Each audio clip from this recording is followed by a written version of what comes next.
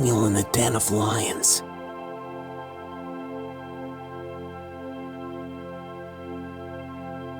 It pleased Darius to appoint 120 satraps to rule throughout the kingdom, with 3 administrators over them, one of whom was Daniel. The satraps were made accountable to them so that the king might not suffer loss. Now Daniel so distinguished himself among the administrators and the satraps by his exceptional qualities that the king planned to set him over the whole kingdom. At this, the administrators and the satraps tried to find grounds for charges against Daniel in his conduct of government affairs, but they were unable to do so.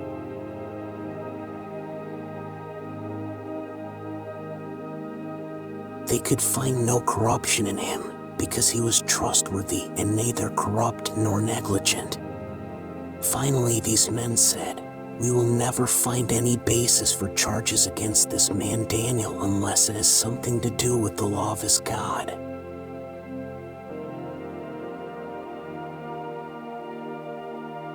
So these administrators and satraps went as a group to the king and said, "May King Darius live forever." The royal administrators, prefects, satraps, advisors, and governors have all agreed that the king should issue an edict and enforce the decree that anyone who prays to any god or human being during the next 30 days, except to you, your majesty, shall be thrown into the lion's den. Now, your majesty, issue the decree and put it in writing so that it cannot be altered in accordance with the law of the Medes and Persians, which cannot be repealed. So King Darius put the decree in writing.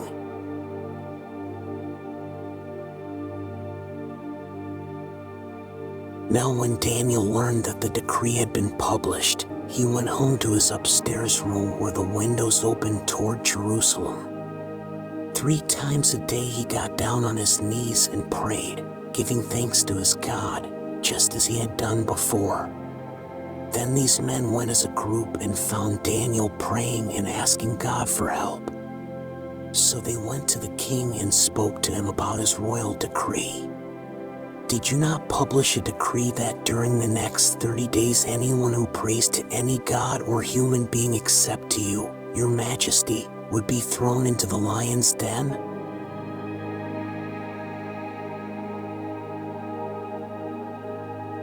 The king answered, "The decree stands in accordance with the law of the Medes and Persians, which cannot be repealed."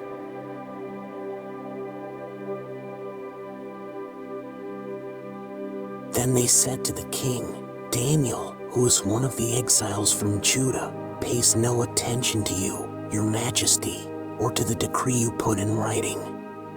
He still prays 3 times a day." When the king heard this, he was greatly distressed. He was determined to rescue Daniel and made every effort until sundown to save him.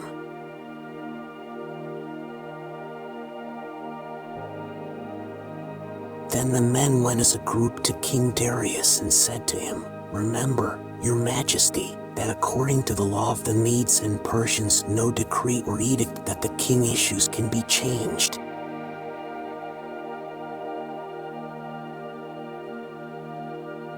So the king gave the order, and they brought Daniel and threw him into the lion's den. The king said to Daniel, "May your God, whom you serve continually, rescue you."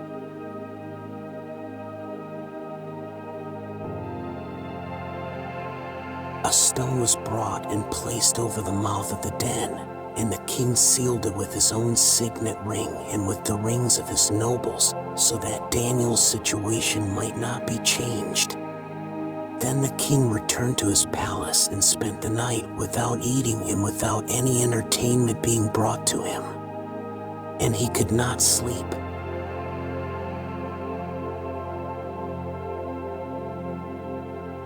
At the first light of dawn, the king got up and hurried to the lion's den.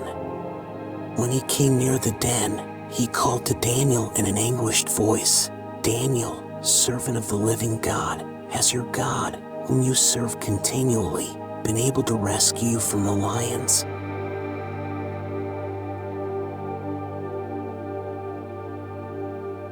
Daniel answered, "May the king live forever.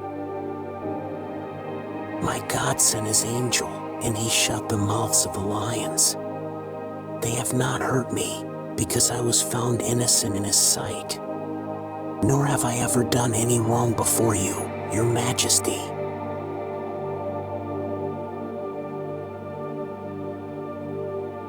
The king was overjoyed and gave orders to lift Daniel out of the den. And when Daniel was lifted from the den, no wound was found on him, because he had trusted in his God.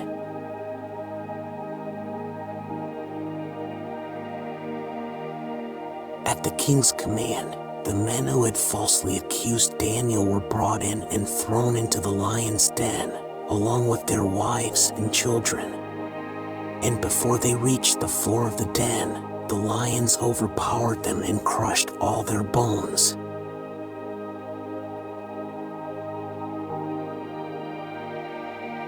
Then King Darius wrote to all the nations and peoples of every language in all the earth.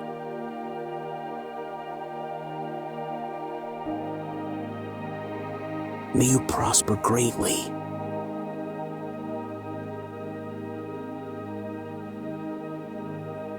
I issue a decree that in every part of my kingdom people must fear and reverence the God of Daniel.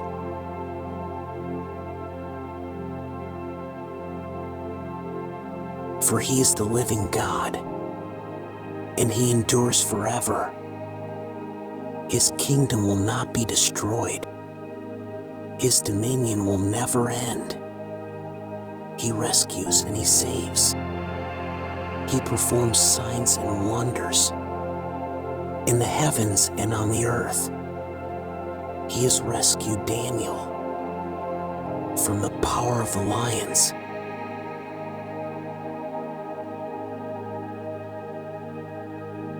So Daniel prospered during the reign of Darius and the reign of Cyrus the Persian.